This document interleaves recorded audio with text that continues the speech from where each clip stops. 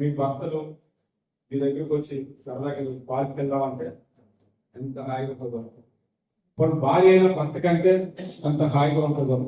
నేను పార్క్ వెళ్ళినప్పుడు మొక్కలు పెట్టుకొని చిరాకు వెళ్తారా, సంతోషంగా వెళ్తారా మీరు? సార్లే పార్క్ అదే పార్క్ అని అంటారా? పార్క్ అనగానే మొక్కలో ఆలోచన కదా. అంతకంటే ఇంకా షాపింగ్ కాంప్లెక్స్కి వెళ్దాం అంటే ఇంకా ఆలోచన.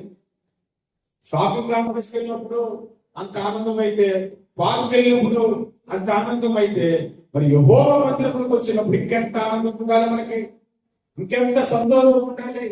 ఇది రమ్యమైన స్థలం, పార్కుల కంటే రమ్యమైన స్థలం. పార్కులో చెట్లు చూడొచ్చు, పార్కులో పక్షులు చూడొచ్చు, పార్కులో పిల్లలు చూడొచ్చు. కానీ దేవుని సన్నిధిలో దైవ దర్శనములు